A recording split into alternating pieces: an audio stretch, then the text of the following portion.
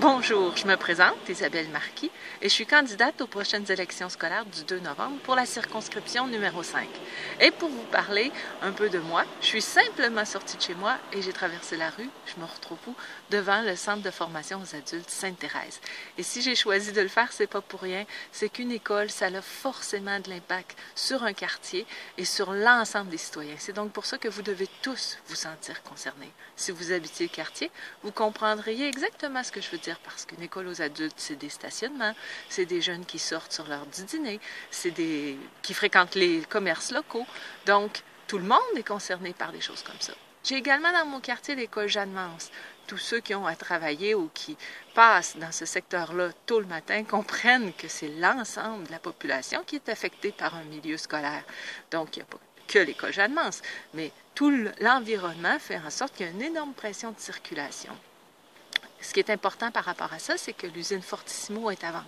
Et il y a des enjeux pour notre école Jeanne-Mance. Il y a des enjeux pour la circulation dans le secteur, mais également un espoir d'arriver à bonifier nos terrains sportifs dans cet environnement-là qui est un peu plus démuni que nos autres écoles secondaires.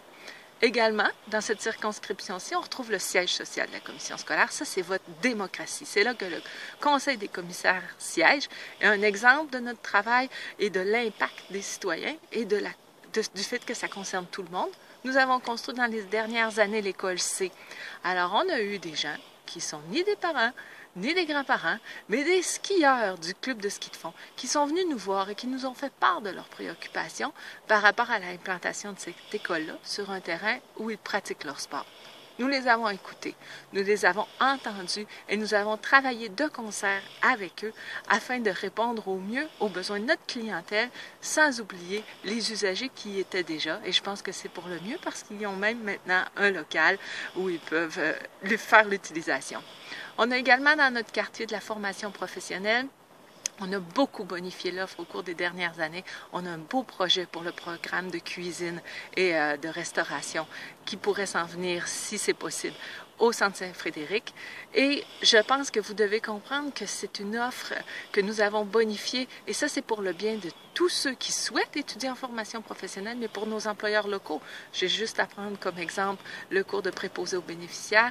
Bien, maintenant, l'hôpital Sainte-Croix peut trouver sur place des gens formés qui ont fait leur stage dans cet établissement-là. Également, j'ai des écoles primaires sur ce territoire-là, l'école Saint-Joseph, où on a instauré un programme, c'est plutôt les enseignants et le personnel, en fait, qui a instauré un très beau programme pour cette clientèle-là, qui est un peu plus défavorisée que d'autres à certains égards. C'est celui du cirque. Et on travaille également à mettre en place un programme de pédiatrie sociale pour ce milieu-là. Un des rôles du Conseil des commissaires, c'est de définir les territoires pédagogiques. Ça m'amène à vous parler de mes deux autres écoles qui sont en fait une seule école fusionnée, l'école Notre-Dame-du-Rosaire et Sainte-Marie. Et à l'origine, en fait, c'était pour venir diminuer les déplacements d'élèves et arriver justement à un territoire pédagogique unique pour le mieux pour les élèves et évidemment pour les parents. J'espère vous avoir convaincu que j'ai les compétences et les connaissances nécessaires afin d'exercer le rôle de commissaire. Je le fais maintenant depuis plus de 15 ans, d'abord en milieu rural, puis à Drummondville. Depuis maintenant 7 ans, je suis présidente de l'exécutif de la commission scolaire, donc je connais tout à fait les dossiers également de ressources humaines. Et pour ceux qui ne le savent peut-être pas, je suis également conseillère à la ville de Drummondville depuis maintenant 5 ans. J'espère au cours de ces quelques minutes vous avoir convaincu de mes compétences et surtout d'aller voter le 2 novembre prochain en espérant pouvoir compter sur vous. Merci beaucoup.